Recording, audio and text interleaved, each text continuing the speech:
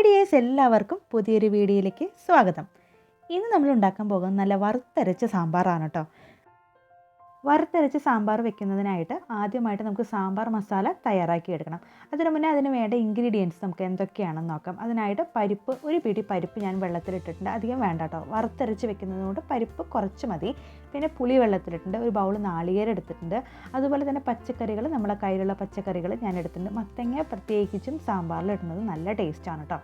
പിന്നെ നമുക്ക് സാമ്പാർ മസാലയ്ക്കായിട്ടുള്ള ഉഴുന്ന് പരിപ്പ്, ഉലുവ, കടലപ്പരിപ്പ്, വറ്റൽമുളക്, ചെറിയ ഉള്ളി, കായം, മല്ലിപ്പൊടി, മുളക് പൊടി, അതുപോലെ തന്നെ വേപ്പിൻ്റെ ഇല, ഇത്രയും എടുത്തിട്ടുണ്ട്. ഇനി നമുക്ക് സാമ്പാർ മസാല തയ്യാറാക്കി എടുക്കാം.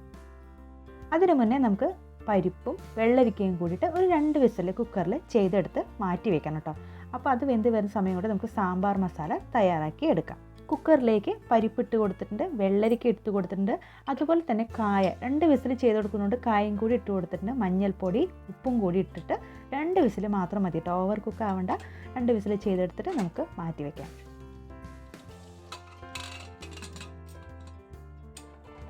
ഇനി നമുക്ക് സാമ്പാർ മസാല തയ്യാറാക്കി എടുക്കണം. അതിനോട്ട് പാനിലോട്ട് വളരെ കുറച്ച് മാത്രം വെളിച്ചെണ്ണ ഒഴിച്ചു കൊടുത്തിട്ടുണ്ട്. ഇനി നമുക്ക് കായം ഇട്ടിട്ട് നന്നായിട്ടൊന്ന് മുരിച്ചെടുക്കാം. ഒന്ന് സോഫ്റ്റായി വരുന്നവരെ ഒന്ന് കുക്കായ ശേഷം നമുക്കത് കായം മാറ്റി വെച്ചിട്ട് ബാക്കിയുള്ള ഇൻഗ്രീഡിയൻസ് വറുത്തെടുക്കാം.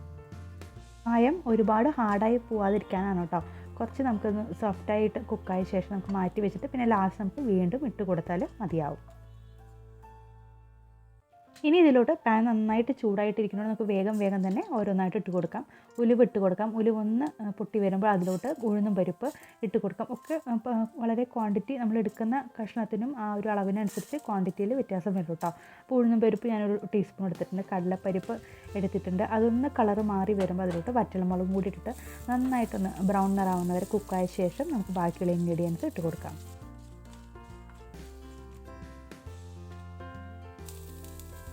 ഇനി ഇതിലോട്ട് ചെറിയ ഉള്ളി ഇട്ട് കൊടുക്കാം. ചെറിയ ഉള്ളി ഇട്ടിട്ട് ഒന്ന് നിറം മാറിയ ശേഷം നമുക്ക് അരക്കപ്പാണ് ഞാൻ എടുത്തിരിക്കുന്നത് നാളികേരം, അതും കൂടി ചേർത്തിട്ട് നന്നായിട്ട് വറുത്തെടുക്കണം. അപ്പോൾ ആ വറുത്തെടുക്കുമ്പോൾ തന്നെ ആ സാമ്പാറിൻ്റെ സ്മെല്ല് നമുക്ക് വരും. നല്ല ബ്രൗൺ നിറമായിട്ട് നന്നായിട്ട് വറുത്തെടുത്താൽ സാമ്പാറിന് നല്ല കളറായിരിക്കും.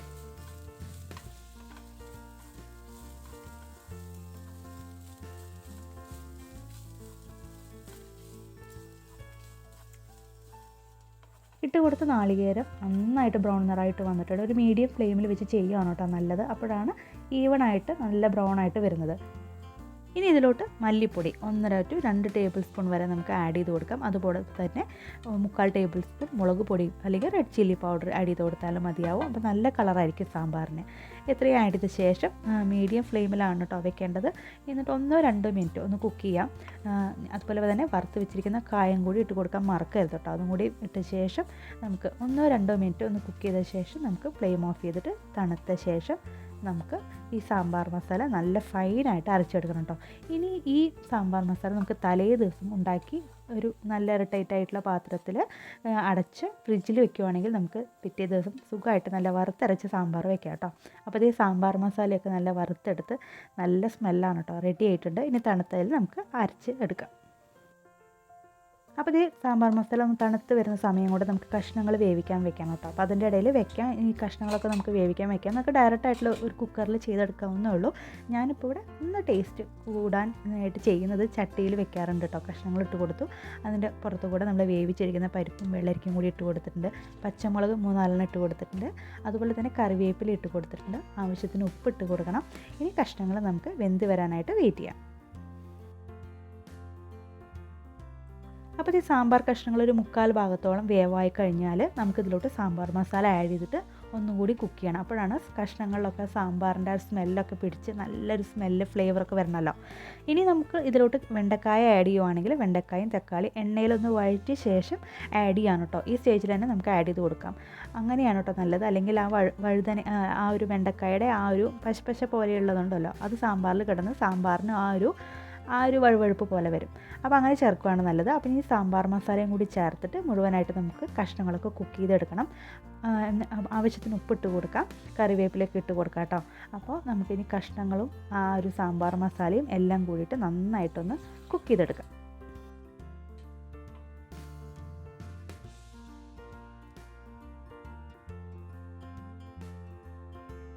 അപ്പോൾ ഈ സാമ്പാർ മസാലയും കഷ്ണങ്ങളൊക്കെ കൂടിയിട്ട് നന്നായിട്ടൊന്ന് വെന്ത് വന്നിട്ടുണ്ട് കേട്ടോ.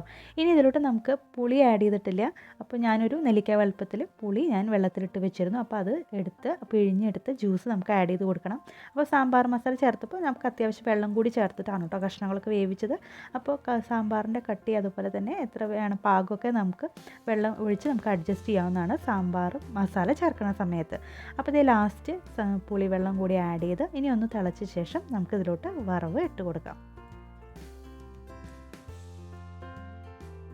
ഇനി ഇതിലോട്ട് ലാസ്റ്റ് ടേസ്റ്റിന് വേണ്ടിയിട്ട് ഒരു ഇൻഗ്രീഡിയൻസും കൂടി നമുക്ക് ആഡ് ചെയ്ത് കൊടുക്കാം. 1 ടേബിൾ സ്പൂൺ ശർക്കര പാനിയോ അല്ലെങ്കിൽ ശർക്കര അച്ചോ ചേർത്ത് കൊടുക്കുക. ചെറിയൊരു കഷ്ണം മതി കേട്ടോ.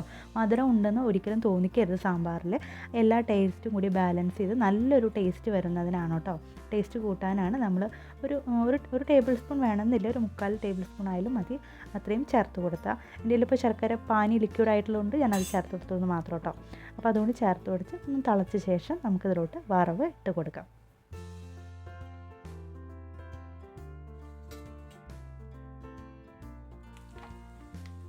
വേറൊരു പാനിലേക്ക് വെളിച്ചെണ്ണ ഒഴിച്ചിട്ടുണ്ട്. കടുക് പൊട്ടിക്കാം, അതുപോലെ പച്ചമുളക് 3-4 ഇടാം, കറിവേപ്പില ഇട്ട് കൊടുക്കാം. ഈ ചെറിയ ഉള്ളി വേണമെങ്കിൽ ഇടാം കേട്ടോ.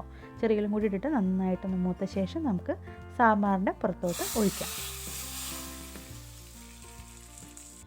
അപ്പോൾ ദേ നല്ല വറുത്തരച്ച സാമ്പാർ റെഡി ആയിട്ടുണ്ട്. ഞാൻ പറഞ്ഞ പോലെ സാമ്പാർ മസാല തലേ ദിവസം നമുക്ക് ഉണ്ടാക്കി എടുക്കുകയാണെങ്കിൽ അത് മാത്രമാണ് ഇച്ചിരി ലോങ് പ്രോസസ്സ്. അത് ഉണ്ടാക്കി വെക്കുകയാണെങ്കിൽ നമുക്ക് പിറ്റേ ദിവസം രാവിലെയൊക്കെ ഇപ്പോൾ ജോലിക്ക് പോകുന്നവർക്കായാലും സിമ്പിളായിട്ട് നമുക്ക് കഷ്ണങ്ങൾ വേവിച്ച് ആ ഒരു അരപ്പ് ചേർത്ത് പുളി വെള്ളമൊക്കെ ഒഴിച്ച് നമുക്ക് ഉണ്ടാക്കാവുന്നേ ഉള്ളൂ. അപ്പോൾ എല്ലാവരും ഒന്ന് ട്രൈ ചെയ്ത് നോക്കാം കേട്ടോ.